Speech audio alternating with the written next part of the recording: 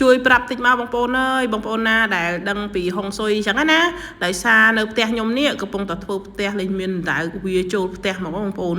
ប្រហែលជា5គីឡូជាងដោយដឹងស្រាប់ហើយសម្រាប់អណ្ដើកវិញគឺការរស់នៅរបស់គេហ្នឹងគឺរំលំតែគេធំធាត់គឺប្រើពេលវេលាយូរមែនតើហើយចាំយូរទេខ្ញុំក៏បានឆែកមើលហុងស៊ុយនៅក្នុងអ៊ីនធឺណិតបងប្អូនគឺគេនិយាយថាល្អខ្លាំងមែនតើខ្ញុំបន្ទាប់ពីបានអានហុងស៊ុយគេហើយខ្ញុំនេះឡើងរំភើបហើយក៏បានទេតែប្រាប់ប្តីខ្ញុំដូចគ្នាគាត់បរទេសមែនណាតែពេលប្រាប់គាត់ចង់ទៅគាត់សប្បាយចិត្តគាត់ក៏មានជំនឿ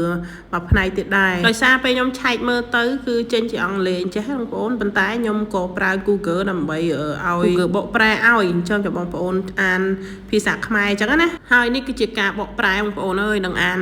ត្រូវខុសទេព្រោះអី Google ពេលខ្លះtranslate មកអត់សូវត្រូវអញ្ចឹងបងប្អូនហើយនេះនៅត្រួសហ្នឹងគេនិយាយថានៅក្នុងវប្បធម៌ជាច្រើនជាពិសេសនៅអាស៊ីរួមទាំងប្រទេសកម្ពុជាផងដែរនៅពេលដែលមានអណ្ដើកមកដល់ផ្ទះរបស់អ្នកវាត្រូវបានគេមើលឃើញថាជាសញ្ញាល្អនិងសំណាងណាស់នេះគឺជាអត្តន័យទូទៅមួយចំនួនដែលមនុស្សជឿអណ្ដើកត្រូវគេចាត់ទុកថាជាសត្វដ៏ពិសិដ្ឋនិងមានប្រាជ្ញាវត្តមានរបស់វាគឺជារឿយៗមានន័យថាផ្ទះរបស់អ្នកកំពុងត្រូវបានប្រទានពរដោយសន្តិភាពសុវត្ថិភាពនិងអាយុវែងត្រូវបានគេជឿ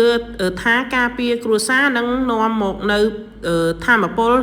ស្ថិរភាពចាំដល់ស្ថិរភាពឬស្ថិរភាពទេបងប្អូនជួយកែតម្រូវខ្ញុំផងហើយនៅក្រោមគេនេះគឺគ្រឹះរឹងមាំនិងស្ថិរភាពចាប់តាំងពីអ្នកទៅតែសាងសង់ផ្ទះថ្មីការមកដល់របស់អណ្ដើកអាចជានិមិត្តរូបថាផ្ទះរបស់អ្នកនឹងរឹងមាំយូរអង្វែងនិងរុងរឿងដោយសម្បូរអណ្ដើកដែលរឹងមាំនិងការពារអូយបងប្អូនអើយគ្រាន់តែអានហើយខ្ញុំរំភើបមែនតើឡើងហូរទឹកភ្នែកហើយបន្ទាប់មកខ្ញុំក៏បានទេទៅប្រាប់ប្តីខ្ញុំគាត់ក៏សប្បាយចិត្ត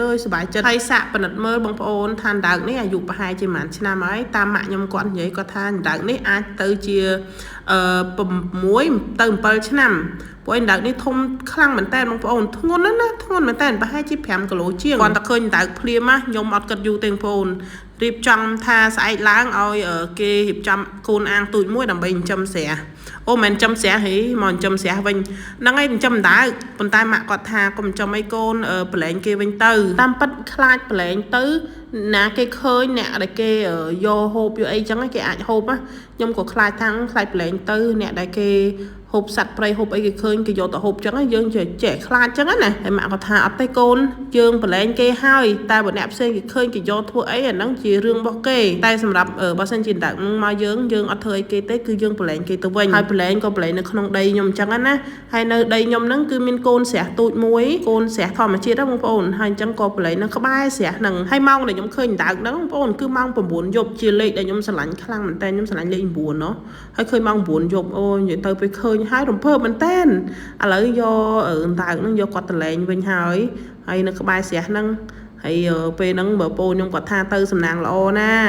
នៅជួយមើលថែផ្ទះសបាយអញ្ចឹងណាហើយសម្រាប់បងប្អូនទាំងអស់គ្នាមិនដែរធ្លាប់មានបទពិសោធន៍អត់ឃើញដើកឃើញអីចូលផ្ទះអញ្ចឹងហើយក្នុងវីដេអូនេះខ្ញុំក៏ឈ្នាតយកឱកាសមកអាប់ដេតជូនបងប្អូនផ្លែតថាផ្ទះបាយខ្ញុំគឺបានធ្វើហើយបងប្អូននៅតែថែមម៉ាស៊ីនបឺតខ្យល់ហ្នឹងហើយម៉ាស៊ីនបូបខ្យល់បឺតចំហាយអញ្ចឹងណាបងប្អូនហើយនៅប្រួយតិចតួចសម្រាប់ផ្ទះបាយវិញគឺខ្ញុំស្រឡាញ់ខ្លាំងមែនតើអូបងប្អូននិយាយទៅផ្ទះបាយនេះគឺខ្ញុំគូឲ្យជាងគាត់ធ្វើហ្មងខ្ញុំគូឲ្យចេញម៉ូដមកហើយឲ្យគាត់ធ្វើស្អាតខ្លាំងមែនតែនបងប្អូន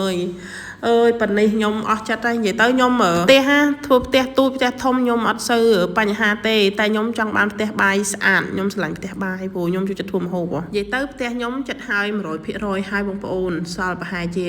18% ទៀតគឺហើយអស់ហើយនៅតែខាងក្រៅផ្ទះយើងរៀបចំសួនអីចឹងណាហើយខ្ញុំពេញចិត្តខ្លាំងមែនតែនពេញចិត្តជាមួយនឹងផ្ទះបាយហើយនឹងមុខផ្ទះនិយាយទៅពេញចិត្តទាំងអស់តែអ្វីដែលខ្ញុំស្រឡាញ់ខ្លាំងគឺផ្ទះបាយហើយនឹងមុខផ្ទះដែលខ្ញុំត្រូវរៀបចំសួនហ្នឹងបងប្អូនគឺខ្ញុំទុកដីធំមែនតែនមុខផ្ទះដោយសារខ្ញុំស្រឡាញ់ការដាំដុះនៅមុខផ្ទះអូយរំភើបបងប្អូនអើយអត់ចង់បានអីច្រើនទេតែប៉ុណ្នេះបានហើយសុំតែផ្ទះមួយនៅខ្មែរហើយផ្ទះមួយនៅស្វីសនោះបានហើយបងប្អូនអើយ